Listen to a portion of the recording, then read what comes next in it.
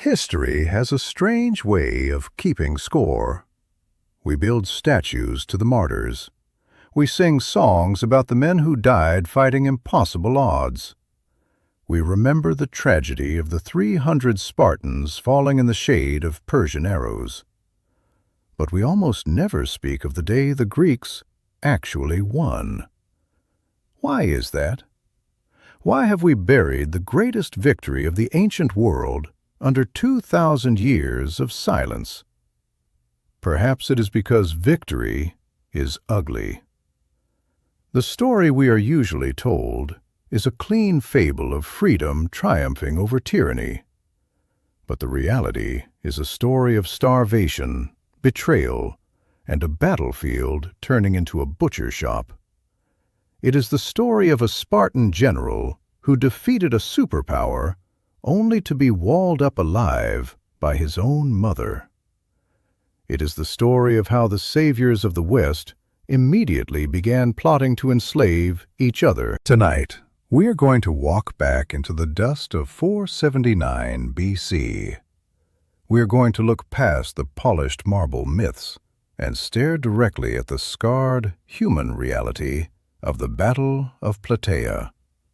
We will see how a coalition of rivals stumbled into saving the world, and how the seeds of their own destruction were planted the very moment the fighting stopped. It is the sound of a scream that has ended, leaving only the vibration in the air. Pour a drink, and when the let us sun rose walk over together Attica in the into late the summer of ashes 479 morning. BC, it did not illuminate a This is civilization. not just a story it of illuminated war. a graveyard of This stone. is the anatomy Persians of had what gone, happens when you but they had left finally their get the signature carved revenge into the very you geology prayed of for. Athens. The great temples There on is the a Acropolis specific were not quality merely to the damaged, silence of a they were city that has been desecrated. burned. The statues of It the is gods, not the quiet of those the night, marble sentinels of nor order the hush and beauty, of a library. lay decapitated in the dust. It is a hollow, Their painted ringing eyes stared absence. blankly at a sky that had seemingly It abandoned is the sound of a them. scream The that olive has trees, ended, sacred leaving to only Athena, the vibration trees in that the took air. 3 When the sun generations to grow rose over thick and gnarled, Attica in the were late blackened summer of stumps. 479 The air BC, smelled of wet charcoal it did not and ancient illuminate a fermented civilization. anger. It Refugees began to illuminated a trickle back from the graveyard of island of stone. Salamis, rowing across The the narrow Persians had strait gone, in silence. but they had left their They walked through signature the streets of carved their into the very childhoods geology and of recognized Athens. nothing. The A great man might temples find on the the threshold of Acropolis his were not home, merely the damaged, stone step worn they down were by his father's desecrated. sandals, but The behind it there was statues of only the sky gods, and ash. those The marble roof tiles sentinels were of shattered order and pottery. beauty, The wooden lay beams were decapitated gone. in the dust. This was the Their inheritance painted of the war. eyes stared blankly We at a often remember sky the that had glory of the seemingly battles. abandoned them. We remember the clash The of olive bronze, trees, the roar of the charge, sacred to Athena, the poetic defiance trees of the that 300 took Spartans 3 generations at to Thermopylae. grow We thick like and those stories gnarled, because they have a were beginning and an blackened end. stumps. They have heroes who die The air clean smelled deaths. of wet charcoal But war does and not end ancient, when the heroes fermented die. anger. It begins a Refugees new, began to darker trickle back from phase. the island of Salamis, The romantic rowing phase was across over. the narrow strait in silence. Leonidas was dead. They walked His through the body had streets been of their mutilated, childhoods his and head placed on a recognized spike by the nothing. Persian king Xerxes. A man might A find the warning that threshold courage of his was home, no shield against the empire. stone step worn down Now, by his father's what remained sandals, was the arithmetic but of behind survival. it there was The only Athenians sky standing in the ruin and of their ash. city were not thinking The of roof glory. tiles were They were shattered thinking pottery. of starvation. The They wooden were thinking of beams the winter were to gone. come. And This slowly, was the that inheritance despair of the hardened into war. something colder. It We hardened often into a remember the demand. glory of the They looked battles. south toward the We Peloponnese, remember the toward Sparta. clash of bronze, The Spartans had the not lost roar their of city. the charge, The Spartans the sat poetic behind their defiance of the fortifications at the 300 Isthmus of Spartans Corinth, at Thermopylae. building a wall safe and secure. We like those stories because they have a beginning and an end. They have heroes who die clean deaths. But war does not end when the heroes die. It begins a new, darker phase. The romantic phase was over. Leonidas was dead. His body had been mutilated, his head placed on a spike by the Persian king Xerxes, a warning that courage was no shield against empire. Now what remained was the arithmetic of survival. The Athenians, standing in the ruin of their city, were not thinking of glory. They were thinking of starvation. They were thinking of the winter to come. And slowly that despair hardened into something colder. It hardened into a demand. They looked south toward the Peloponnese, toward Sparta. The Spartans had not lost their city. The Spartans sat behind their fortifications at the Isthmus of Corinth, building a wall, safe and secure, while Athens burned. To the Athenians, the sacrifice of Leonidas was beginning to look less like a holy offering and more like a down payment on a debt that Sparta had yet to pay in full. The name of Leonidas was spoken in hushed tones, but not always with reverence. It was spoken as a lever. "You gave us a king," the Athenians whispered. "Now give us an army, or we will take our fleet, we will take our sailors, and we will sail away to Italy, leaving you alone on this peninsula to face the monster by yourselves." Revenge, for the Greeks, was no longer an emotional impulse. It was becoming a strategic necessity. If they did not kill the Persian army that still occupied the north, the burning of Athens would happen again. And next time, there would be no ships to carry them away. The ashes at dawn told them a simple truth. The gods were not coming to save them. If order was to be restored to the world, it would have to be carved out with iron. In the valley of the Eurotas, far from the blackened ruins of Athens, the city of Sparta lay unburned. It was a collection of villages, really, Thermopylae. unpretentious Thermopylae and severe. was a defeat, a It glorious had no defeat, walls, but a its defeat men nonetheless. were the walls. But the To win, mood he would here need to was do brittle. something Spartans hated doing. The death of a He would king is need a to trauma maneuver. for any He nation. would need to cooperate But for with Sparta, foreigners. He the would need death to be of a politician. Leonidas was a psychic The Spartan wound. elders, the ephors, watched him with He had reptilian fulfilled eyes. the law. They feared He ambition had more than stood. they feared the Persians. He had died. A Spartan general who won But his too death big had not might come stopped home the and think Persian himself tide. greater than the laws. It had only delayed They it. gave him the command, but they Now, gave it a grudgingly. new man had They to step elevated into him the not out of vacuum. love, but out of necessity. His name was Pausanias. Imagine the weight on his shoulders. He was not He is the wearing king. the armor of a state He that was a worships regent, the dead. a cousin Everywhere to the he fallen walks, Leonidas, he is in the shadow of the ruling ghost in the of name Leonidas. of Leonidas's If young Pausanias son. fights and loses, This he destroys distinction Sparta. matters. If he In fights the and wins, high-stakes theater he might of be Spartan destroyed by his own politics, people for rising too Pausanias high. was a man And on if a he leash. does nothing, if He was a stays behind competent the wall soldier, of the isthmus, bred in the then Athens Agoge, defects. hardened by the Spartan same alliance brutal crumbles. discipline that had The forged Persian the fleet 300. sweeps around and blockades them, But he was not a starving myth. them out in months. He did not He was have the trapped. divine The only aura way of a out man who was knows forward, he is marching to into his the open death. country, into the reach of the Pausanias Persian intended cavalry. to live. He He was a gathered his man of commanders. cold The order intellect. was given. He looked at The the map of unthinkable was Greece and happening. saw what the The full hot-blooded might of patriots Sparta was missed. mobilized. He saw that the Persian army, now commanded by the general Mardonius, was not a rabble. It was a machine. It was a professional killing instrument that had conquered half the known world. Pausanias knew that to defeat it, he could not simply replicate Thermopylae. Thermopylae was a defeat, a glorious defeat, but a defeat nonetheless. To win, he would need to do something Spartans hated doing. He would need to maneuver. He would need to cooperate with foreigners. He would need to be a politician. The Spartan elders, the ephors, watched him with reptilian eyes. They feared ambition more than they feared the Persians. A Spartan general who won too big might come home and think himself greater than the laws. They gave him the command, but they gave it grudgingly. They elevated him not out of love, but out of necessity. Imagine the weight on his shoulders. He is wearing the armor of a state that worships the dead. Everywhere he walks, he is in the shadow of the ghost of Leonidas. If Pausanias Surrounding fights them. and loses, Delegates from he 24 destroys city-states Sparta. gathered in the command tents. If he fights The and air was wins, thick with the smell of he unwashed might be wool and destroyed by aggression. his own people Arguments for flared over rising too everything. high. Who would hold the right wing? And if the he position does of honor? nothing? Sparta. If he stays Obviously. behind the But who wall would at hold the the isthmus, left? Athens claimed it. then The Athens Tegeans defects. claimed they deserved it by The ancient Spartan right. alliance crumbles. Pausanias sat in the The center of Persian the storm, fleet sweeps listening. around and He had blockades to them, balance the fragile starving them egos out of in proud months. men who would rather die He was than be trapped. insulted. The He only understood way that this out army was a lie. forward, It looked like into a the unified open force, country, but it was a collection of into local the reach militias, of the Persian each answering cavalry. to their own generals, each He speaking gathered a his different commanders. dialect, each The praying order to was slightly given. different versions of the gods. The unthinkable was The strategy happening. that emerged was The born full of might of compromise. Sparta was mobilizing. Athens wanted a quick engagement. Not 300 Their men. city was occupied. Their lands were being 5,000 used as a Spartians. granary for the enemy. The They peerless wanted elite. the Persians out now. And Sparta with wanted them, caution. They wanted to find a 35,000 defensive helots, position and let the serfs Persians pressed break into themselves service against a as light shield infantry, wall, just as they had tried and to do at 5,000 Thermopylae. more heavy The infantry compromise from the was silence. surrounding towns The of decision to Laconia. march, It was the but to largest march army carefully. Sparta had There ever was a moment assembled. just before the It was final a order to thunderbolt advance was given, held back for where the generations, fragility of the entire finally being enterprise was hurled laid at bare. the world. A rumor rippled through the camp. Pausanias rode A at the story head that of the the Spartans column. were secretly He looked negotiating north with the Persians, toward the mountains that they would sell separated out the Athens safety to of the save their peninsula own skin. from the danger of the It mainland. wasn't true, but the fact He was that it marching was to meet a believable man tells he you had never everything. seen, Trust to fight a was the battle scarcest that would resource decide in the Greek language camp. of the They future. checked their water supplies, they He sharpened their carried the spears, inheritance but of they the also dead. watched each other. But The he had soldiers to slept fight with with one the eye open, weapons of not the just for living. the Persian assassin in the dark, The but meeting for the point ally was who might turn Eleusis, tail and and then run the plain when the of first Thria, arrow flew.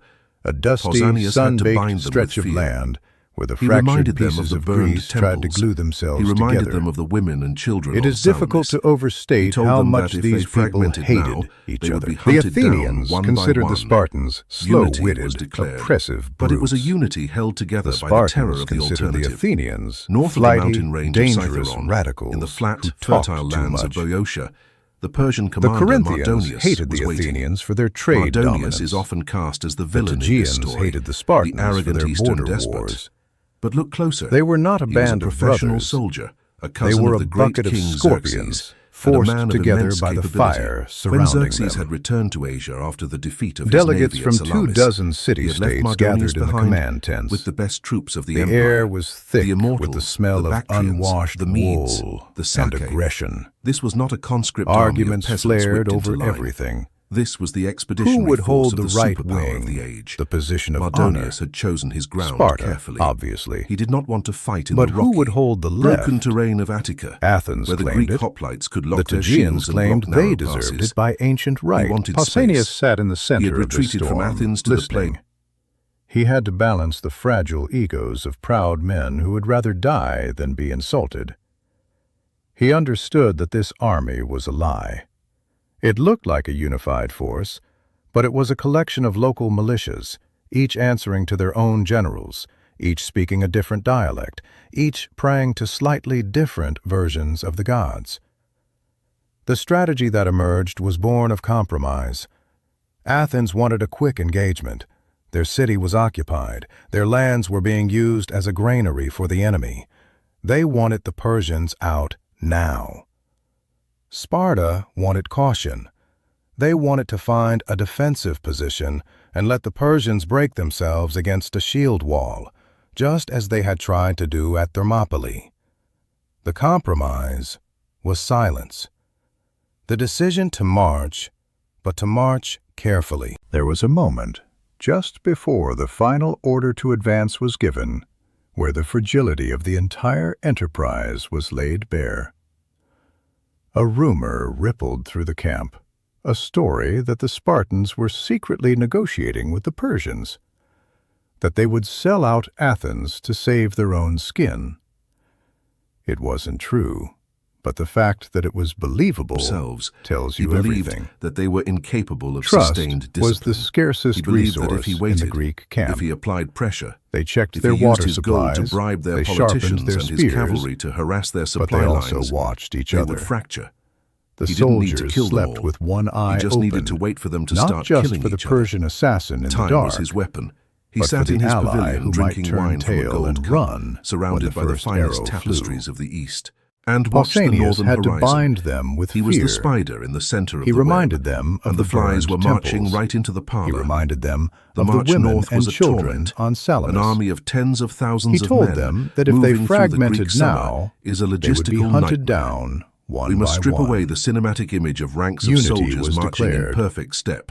But it was a This was unity a messy, loud, held sweating together mass of by humanity. the terror of the dust alternative. was the first North enemy. of the mountain It range rose in of great Scytharon, choking clouds, in the coating flat, the throat, fertile stinging lands the of eyes. Boeotia, It turned the the Persian bronze armor commander into ovens. Mardonius was A waiting. hoplite's panoply, breastplate, Mardonius is greaves, often cast as helmet, the villain shield, in this story, could weigh 50, the 60 arrogant pounds. Eastern despot. Under the August sun, But look the metal closer. became too hot to touch. He was a professional Men soldier, marched with their shields a slung cousin over their of the backs, great King the leather Xerxes, straps cutting into and their a man shoulders, of immense their capability. tunics soaked and stained with salt. When But the Xerxes real had enemy returned was to the Asia stomach. after the defeat of To his feed navy an at army of this Salamis, size required a he had river left of Mardonius grain, behind cheese, with the and best wine flowing troops of the constantly empire, from the rear. the Mules, Immortals, carts, the slaves. Bactrians, If the the train Medes, stopped for a day, the Sacae. the army starved. This was not As a they climbed the conscript army passes of of Mount peasants Cithaeron, whipped into the line. supply lines stretched This thin. was the expeditionary The paths were narrow, force of the steep and superpower of treacherous. the age. Carts broke wheels. Mardonius had Mules chosen died of his exhaustion ground carefully. and were pushed over the He cliffs did to not rot. want to fight in the rocky, Water became broken more terrain precious of than gold. Attica, Men where the Greek fought over muddy hoplites could trickles lock in the their rock. shields and The block discipline of the narrow phalanx passes. is easy to maintain He on a wanted parade space. ground. It is much He had harder retreated to from maintain when your Athens tongue to the is swollen in plains your near the mouth and small your city belly of is cramping Plataea. with hunger. Here, the Pausanias had land to was drive flat, them relentlessly. open, He knew that Mardonius was perfect. waiting Why on the other perfect? side. He knew that Because arriving Mardonius exhausted was possessed a the death weapon sentence, that the Greeks but arriving feared late most: was worse. cavalry. There is a psychological toll Thousands to this of kind horsemen. of movement. Archers You are on marching horseback toward a who could rumor. ride circles You are around the marching heavy, toward a reputation. slow-moving Greek infantry. The men in the ranks had heard the On the stories of the open Persian plain, archers, the how Persian their arrows cavalry could blot could out dance. the sun.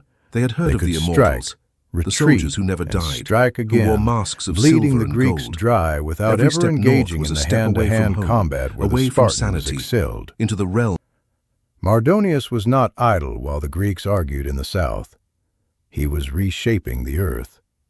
His engineers, masters of hydraulics and construction, were redirecting streams to water his horses. They were leveling groves of trees to create clear killing fields.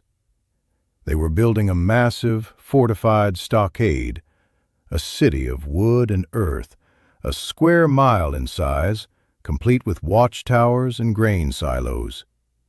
He was digging in. He was stockpiling grain from the collaborative city of Thebes. He was creating a position that was almost impossible to assault. He knew the Greeks were coming. His scouts watched the mountain passes. He saw the dust clouds rising long before the first helmet glinted in the sun.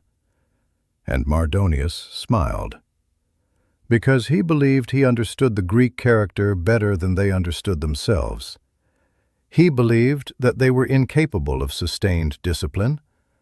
He believed that if he waited, if he applied pressure, if he used his gold to bribe their politicians and his cavalry to harass their supply lines, they would fracture. He didn't need to kill them all. He just needed to wait for them to start killing each other. Time was his weapon.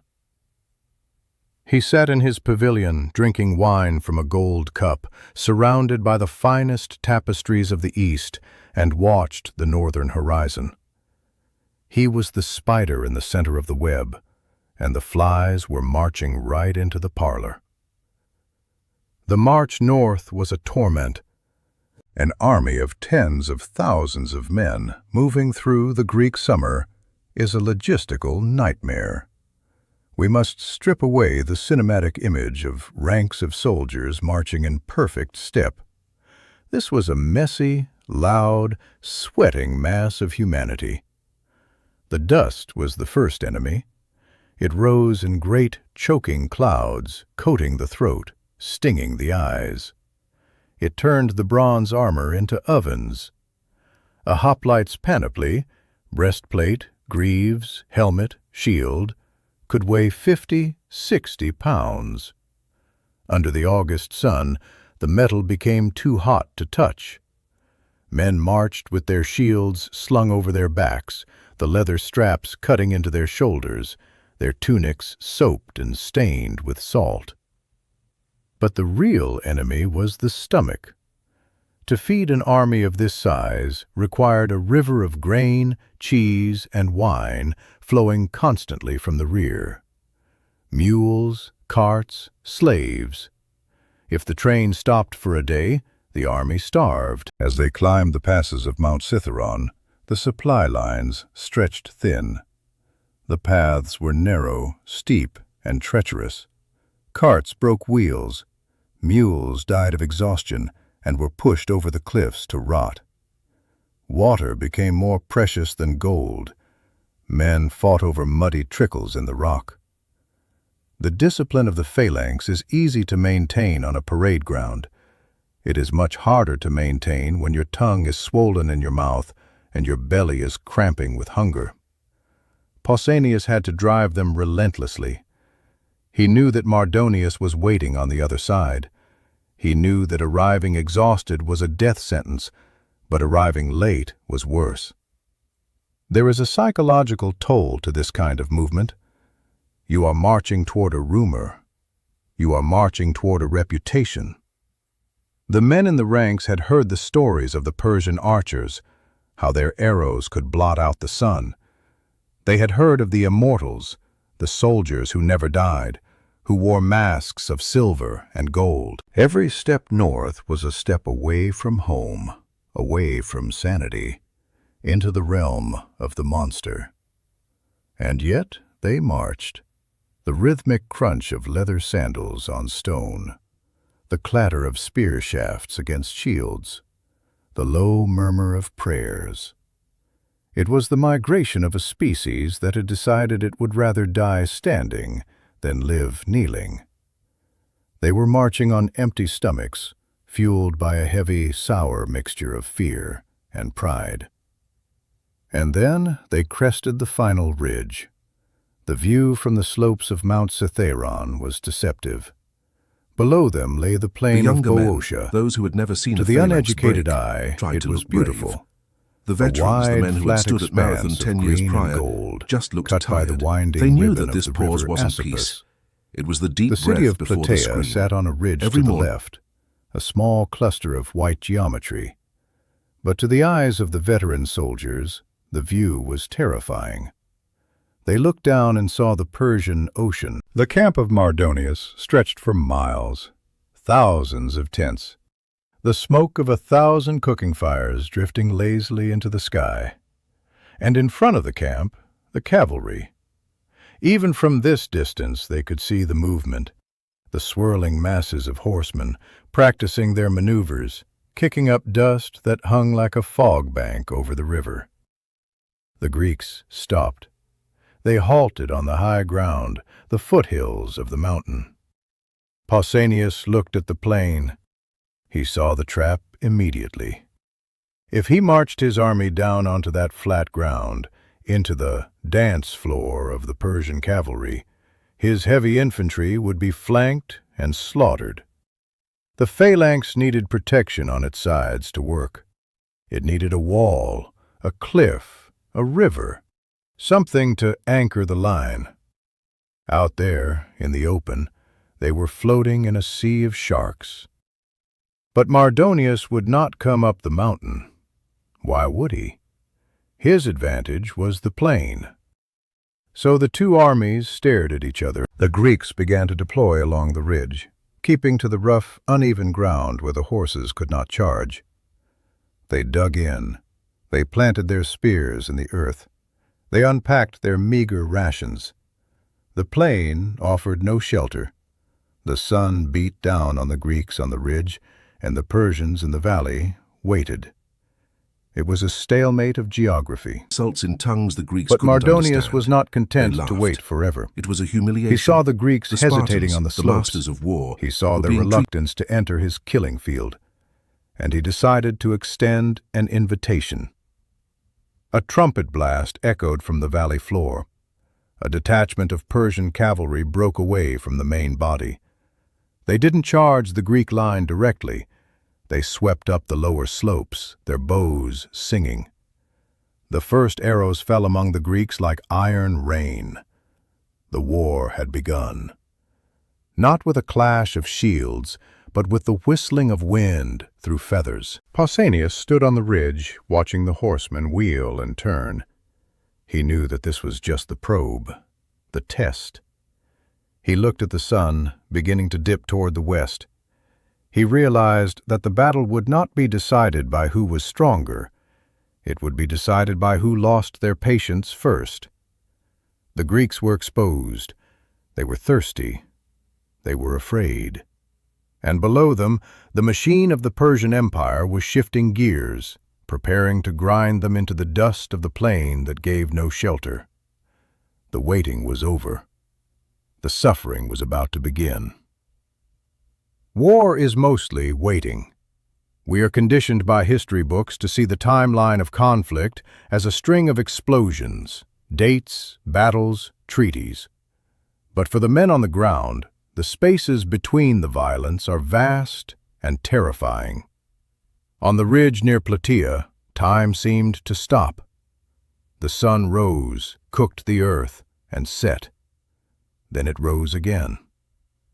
The Greeks would dug in on the foothills of Mount Cithaeron, the rough ground acting as a natural fortress against the Persian horses.